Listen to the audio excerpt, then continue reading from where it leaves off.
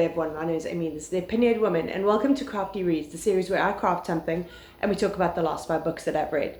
At the moment I am making, if you've seen my mushroom sweater, I'll put the link to the vlog of me making the mushroom sweater down below, because that's like one of my pride and joys.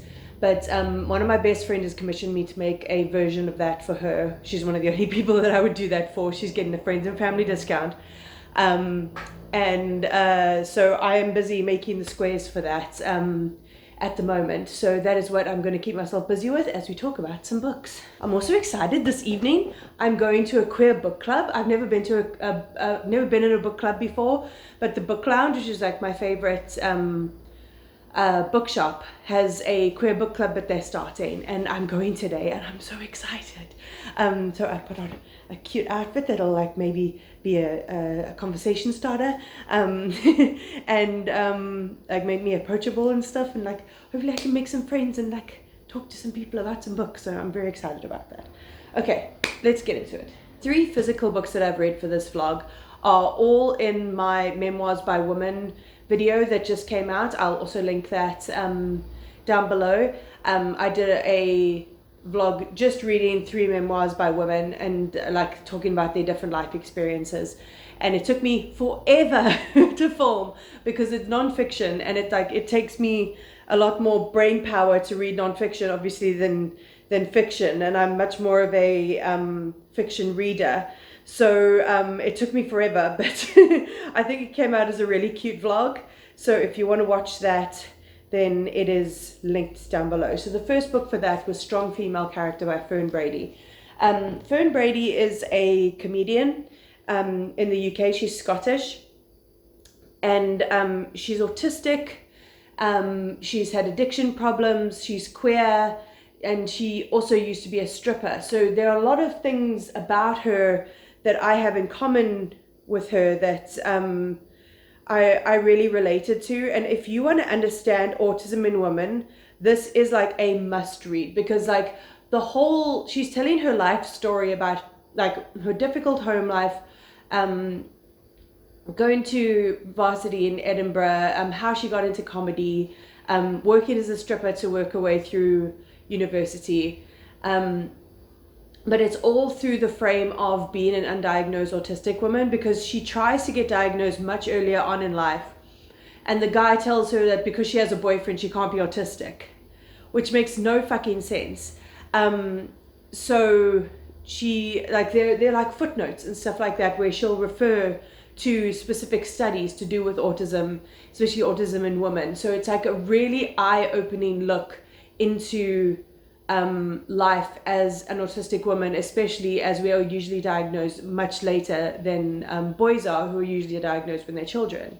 And she talks about times where like she'll be dealing with like she like when I've been overstimulated and like having meltdowns and or like just been like trying to exist in the normal neurotypical world, I very much verbally act out, and it's happened like in jobs and stuff like that, where I've like verbally like been really mean to people because I'm not doing so well mentally, where she will come home and just like bash her chairs into kindling. She like very physically sort of lets out her frustrations, and it's just so interesting in the different ways that autism can manifest, but at the same time it's hugely relatable, but it's also really well written, and her humor comes through the whole way through, and it was so good, like one of my best of the year for sure. Then I read An Elderly Lady Must Not Be Crossed by Helene Tursten. This is translated from the Swedish, and I read the first book in this short story series last year, and I found it absolutely hilarious, and this is the sequel to that. So they're short stories, as in like they're not all linked, but they're all about the same woman, Maud, who's in her 80s, and she has a bit of a murderous side. She very much plays up her being really old and like pretends to be frailer than she is so that she can get away with murdering different people in her life, some because they've really done something really terrible and some just because they've irritated her.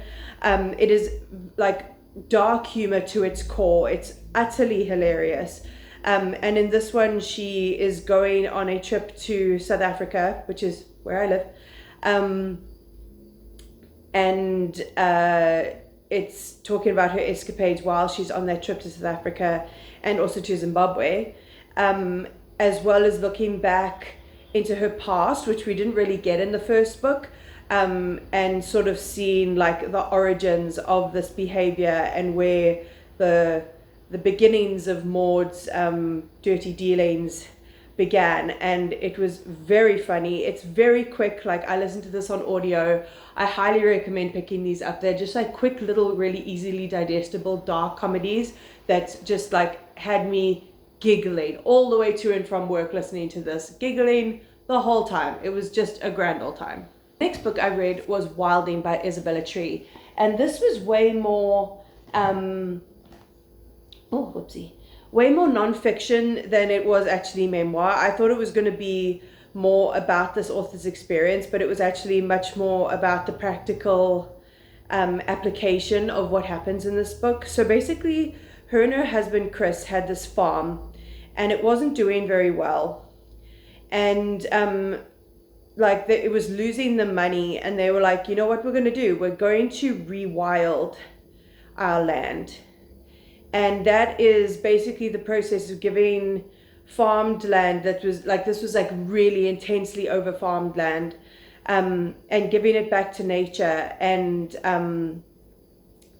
allowing nature to take over, and the natural species that are meant to be existing in these areas to like repopulate the land and like bring it back to life. And it was utterly beautiful. Like, she tells a lot of like statistics about like local like wildlife and what rewilding does for certain areas, and like there's a lot of facts and numbers and statistics, but it's absolutely fascinating at the same time, because they didn't just leave the fields to do their own thing. They scattered seeds, they introduced different animals, so they introduced Exmoor ponies, like animals that would have been there naturally if humans hadn't interfered with them. They had Tamworth pigs, they had Longhorn cattle, they had fallow deer, and because of this rewilding process, a bunch of natural like pollinators, like insects and birds and all of that, start to come back and live in this area. They bolster the numbers of like, was it turtle doves? Is it turtle doves? What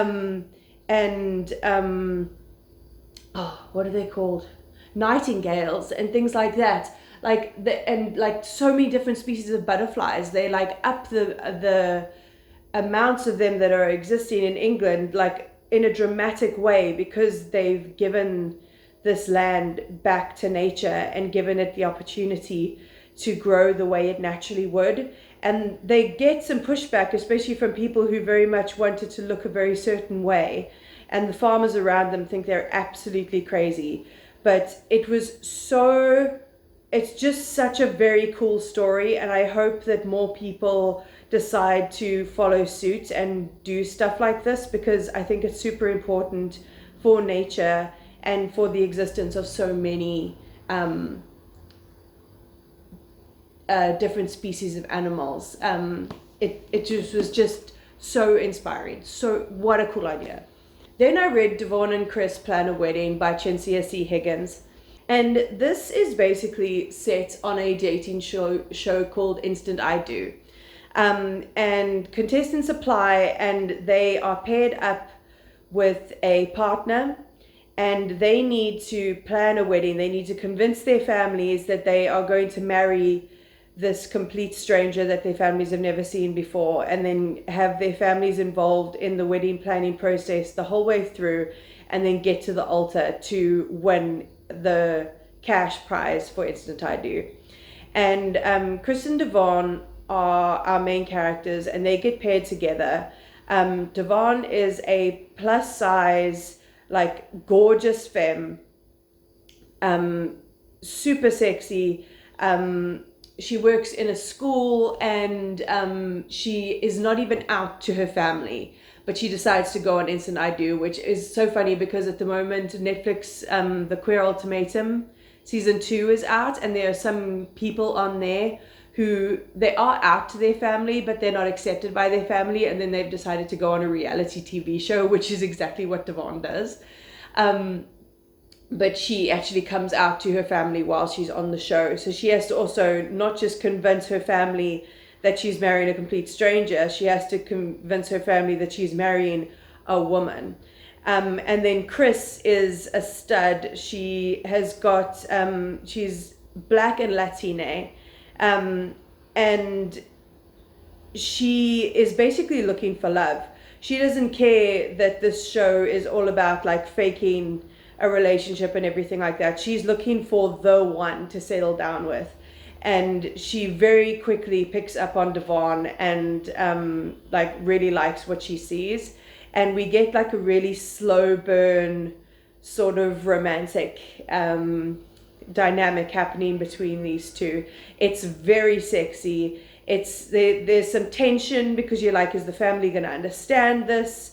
And like, what is going to happen at the end? Are they just going to take the money and run, or are they actually going to be together? So there's like that kind of tension, but like there's just a really nice like slow burn romance, and it's just lovely to read about black sapphic love, because I definitely haven't read enough of those books. And Amivi from TikTok and Instagram, who I'll link down below, she does some really great recommendations, especially for sapphic books.